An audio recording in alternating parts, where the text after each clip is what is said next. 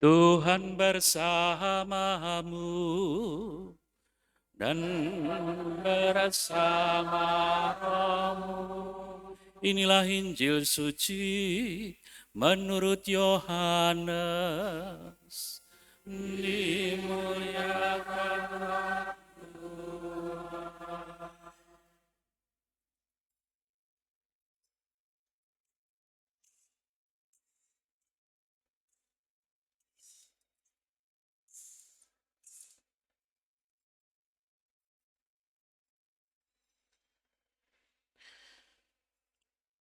Pada perjamuan malam terakhir, Yesus berkata kepada murid-muridnya, "Jika kamu mengasihi aku, kamu akan menuruti perintah-perintahku. Aku akan minta kepada Bapa, dan Ia akan memberikan kepadamu seorang penolong yang lain, supaya Ia menyertai kamu selama-lamanya.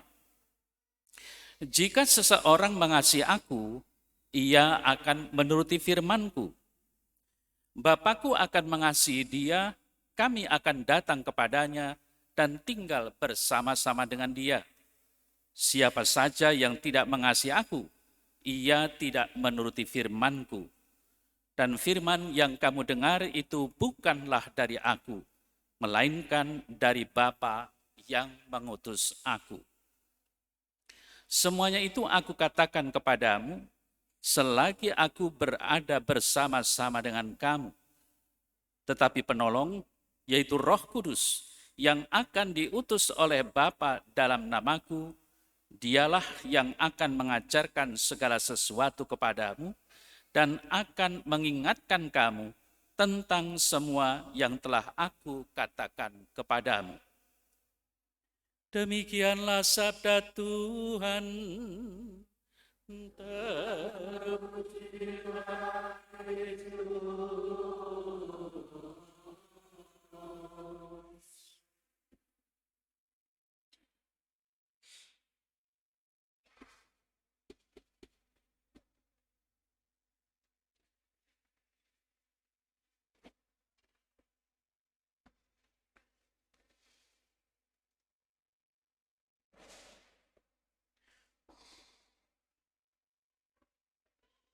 Saudara-saudari yang terkasih dalam Kristus Yesus,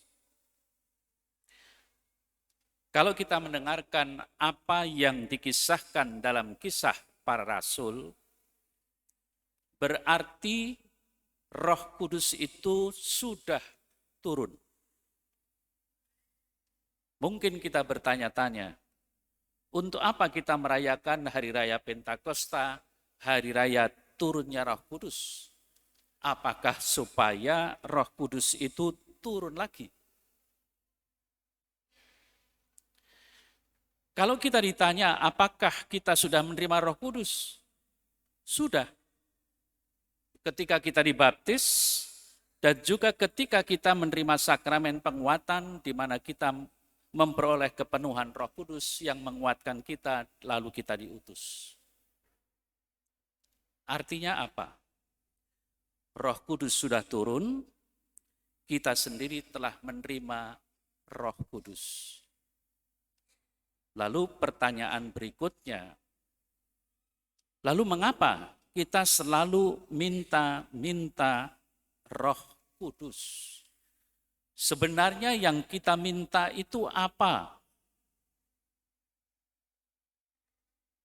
Kalau saudara-saudari yang terkasih bernovena sebelum hari raya Pentakosta ini, pastilah yang dimohon itu sabta karunia, 7 karunia Roh Kudus.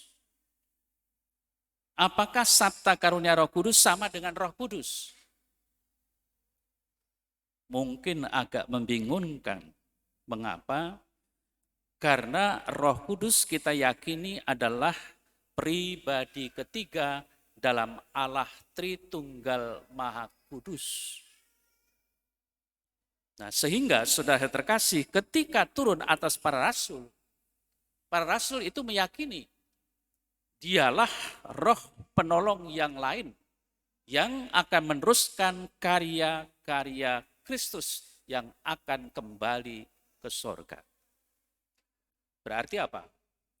Berarti yang jelas roh itu turun kepada umat beriman untuk bagaimana kita meneruskan karya keselamatan dalam kehidupan kita dan kehidupan sesama kita supaya selamat. Itu maksudnya. Nah, lalu apa hubungannya dengan 7 karunia Roh Kudus? Yang mana disebutkan dalam Perjanjian Lama dalam kitab Yesaya. Roh Tuhan, roh hikmat dan pengertian, roh nasihat, roh keperkasaan, roh pengenalan, dan takut akan Tuhan. Semuanya itu merupakan karunia yang bisa kita mohonkan. Nah, novena adalah salah satu bentuk di mana kita memohon kepada Allah supaya roh-roh tadi itu benar-benar hadir di dalam hidup kita. Untuk apa? Mungkin ada yang bertanya, apakah kalau novena itu hanya menjelang hari raya Pentakosta? Tidak. Siapa yang mengatakan hanya? Memang secara khusus, liturgi gereja Katolik itu bernovena menjelang hari raya Pentakosta, hari raya turunnya Roh Kudus. Tetapi yang namanya novena kepada Roh Kudus bisa didoakan setiap waktu ketika kita sungguh membutuhkan. Membutuhkan yang bagaimana? Kalau tadi saya katakan ada roh hikmat, ada pengertian, nasihat, keperkasaan, kebijaksanaan, takut akan Tuhan, coba saja. Apakah dalam kehidupan kita ini selalu takut akan Tuhan? Atau justru yang sering terjadi, kita meninggalkan Tuhan? Apakah dalam kehidupan kita ini menjadi orang-orang yang mungkin saja hanya mementingkan akal pikirannya sendiri? Tidakkah mungkin kita membutuhkan sebenarnya roh hikmat kebijaksanaan? Supaya apa? Supaya benar-benar kita mengerti apa yang dikehendaki oleh Tuhan. Pertanyaannya adalah, apakah kita seringkali minta supaya kita bijaksana, supaya kita berhikmat, supaya kita takut akan Allah, supaya kita lebih sungguh-sungguh kuat dan sebagainya. Lalu kemudian, kalau kita memohon kepada Allah karunia-karunia atau sabta karunia tadi, lalu untuk apa?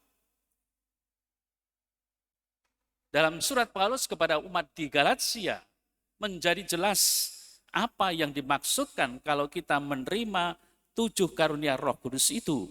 Kita hendaknya menghasilkan dalam kehidupan ini yang disebut sebagai buah-buah roh. Ada kasih, ada sukacita, damai sejahtera, kesabaran, kemurahan, kelemah lembutan, kesetiaan, dan penguasaan diri. Kalau kita benar-benar dikuasai oleh Roh Kudus, maka seringkali terjadi plesetan-plesetan kata. Yang kita minta itu adalah Roh Kudus, ternyata mungkin roh kuda yang turun. Seharusnya kita tunduk, tetapi justru kita itu melepaskan diri dari kepemimpinan Allah. Seperti kuda kalau dilepaskan kemudian lari. Ya.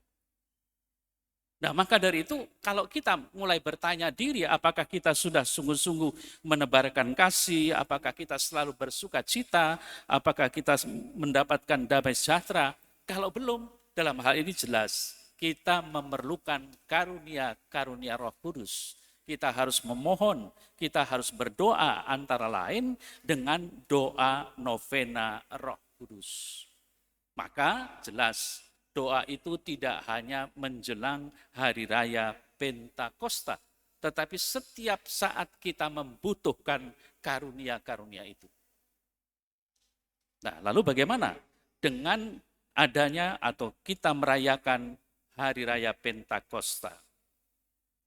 Setiap kali kita merayakan, tentu kejadian itu sudah terjadi. Kita merayakan Natal, berarti kelahiran Yesus itu sudah terjadi. Kita merayakan Paskah, berarti Paskah kebangkitan Kristus sudah terjadi. Lalu pertanyaannya adalah untuk apa kita merayakan? Untuk apa kita memestakan? Untuk apa kita memperingati? Itu semua supaya kita sebagai orang beriman selalu ingat bahwa Tuhan telah berkarya dan terus berkarya sampai hari ini melalui peristiwa-peristiwa itu. Dan kita diingatkan sehingga sudah terkasih, memang sudah layaklah kalau kita menjelang Hari Raya Pentakosta, kita ingat akan Roh Kudus, kita berdoa tentang karunia-karunia supaya kita dianugerahi karunia-karunia itu. Nah, lalu bagaimana saudara terkasih? Dalam kenyataan hidup kita selanjutnya, apakah kita sudah puas hanya karena berdoa minta Roh Kudus? Apakah kita hanya puas karena kita selalu berdoa memuji Allah lewat Roh Kudus? Atau sebenarnya kita ada tuntutan-tuntutan lain? Tadi kita mendengar dalam kisah para rasul, bagaimana dengan turunnya Roh Kudus itu, para murid akhirnya menerima kekuatan yang luar biasa. Apa itu? Anugerah Roh yang membuat orang bisa berbahasa bermacam-macam. Artinya apa? Terjadi mukjizat bahasa. Atau kemudian harus direfleksikan, setiap orang beriman yang telah menerima Roh Kudus lewat pembaptisan dan kepenuhan lewat sakramen penguatan, seharusnya mau mewartakan lewat bahasa kita masing-masing kepada setiap orang yang kita jumpai. Itulah maknanya kemudian kalau kita menerima karunia bahasa itu bukan hanya untuk diri sendiri, tetapi kita harus berani untuk mewartakan kabar gembira, kabar keselamatan yang harusnya orang lain juga mengerti, orang lain juga tahu, dan orang lain juga akhirnya menerima keselamatan yang datang dari Allah. Maka pertanyaannya adalah, selama kita sudah dibaptis ini, apakah kita juga sudah menjalankan pewartaan itu? Jangan-jangan kita mempunyai pendapat, pewartaan itu kan kerjanya pastor, kerjanya suster, kerjanya guru agama. Tidak. Pewartaan itu kerjanya kita semua gereja. Maka dikatakan tidak ada gereja yang tidak mewartakan. Maka dengan demikian menjadi jelas. Gereja hidup karena mewartakan. Dan refleksi gereja dalam Konsili Vatikan kedua jelas. Gereja adalah perkumpulan orang-orang beriman yang percaya kepada Kristus Sang Mesias Juru Selamat. Berarti siapa? Kita semua. Gereja bukan gedung, tetapi gereja itu adalah persekutuan kita orang beriman yang percaya kepada Kristus Sang Mesias. Maka semuanya kita, entah itu uskup, imam, suster, diakon, awam, semuanya mempunyai tugas yang sama, mewartakan. Karena apa? Karena kita semua telah dibaptis. Tidak ada pastor yang tidak dibaptis, tidak ada suster yang tidak dibaptis. Itulah dasarnya. Sehingga saudara terkasih, kalau kita sadar bahwa kita mempunyai tugas perutusan seperti itu, maka kita jangan menyia-nyiakan waktu ini. Bahkan kita harus sadar, ketika Yesus mangkat, ketika Yesus naik ke sorga, para murid ditinggalkan. Mempunyai tugas apa? Perutusan, mewartakan. Sekarang para murid sudah tidak ada. Berarti tinggal gereja. Gereja yang mewartakan. Itulah tugas kita semua. Dengan demikian, saudara terkasih, janganlah membuat gereja kita ini menjadi pasif. Tidak berbuat sesuatu.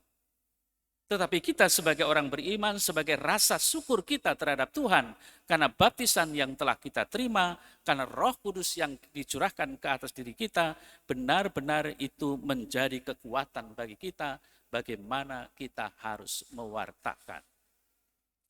Lalu mewartakan yang bagaimana? Saya kan tidak belajar kitab suci.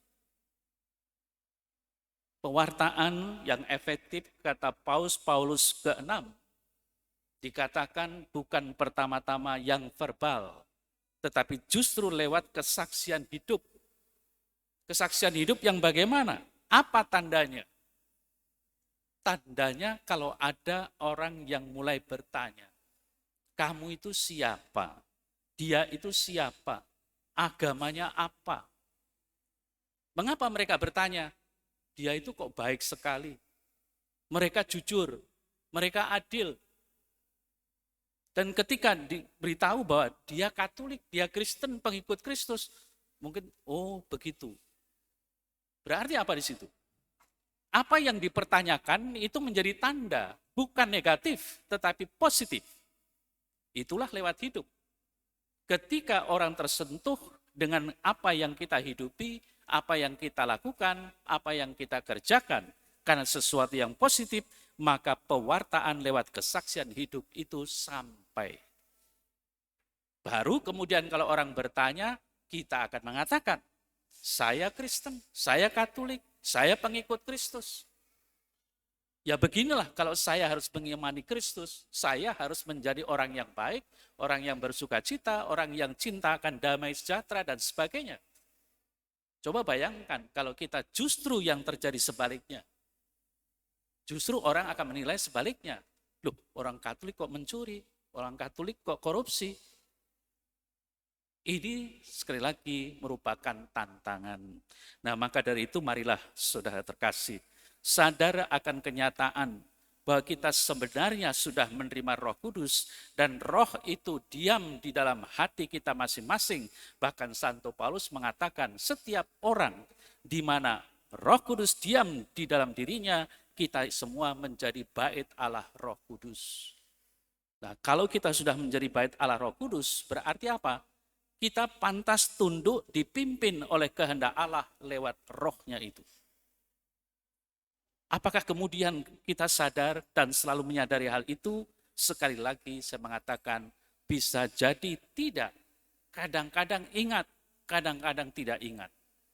Tetapi setiap kali kita teringat, itulah tantangan kita untuk berbuat sesuatu yang sesuai dengan kehendak Tuhan. Saudara terkasih, mari dengan merayakan hari raya turunnya Roh Kudus, hari raya Pentakosta ini, hendaknya pertama-tama menyadarkan kita, karena kita sudah menerima Roh Kudus, kemudian mengingatkan kita supaya kita berbuat sesuatu sesuai dengan apa yang dikehendaki oleh Roh itu sendiri, yakni kita diutus untuk mewartakan. Dan akhirnya karena kita sudah mewartakan, maka kita pun mempunyai pengharapan yang pasti. Kalau kita menjalankan apa yang dikehendaki Tuhan, keselamatan itu sungguh-sungguh menjadi sesuatu yang nyata. Baik sekarang maupun yang akan datang. Dan bukan hanya untuk diri kita sendiri, tetapi untuk semua orang. Karena kita tahu apa yang didoakan oleh Tuhan Yesus ketika perjamuan malam, sangat jelas. Yesus berdoa bukan hanya untuk mereka ini saja, tetapi berdoa bagi mereka yang menerima pewartaan, pemberitaan dari para murid itu sendiri. Siapa kita? Kalau kita mewartakan ya orang lain. Berarti apa? Berarti akan membuahkan hasil. Keselamatan itu bukan hanya diri kita, tetapi juga orang lain kalau kita mewartakan. Yakni melakukan apa yang dikehendaki Allah lewat dorongan roh yang sudah kita terima dalam kehidupan ini. Amin.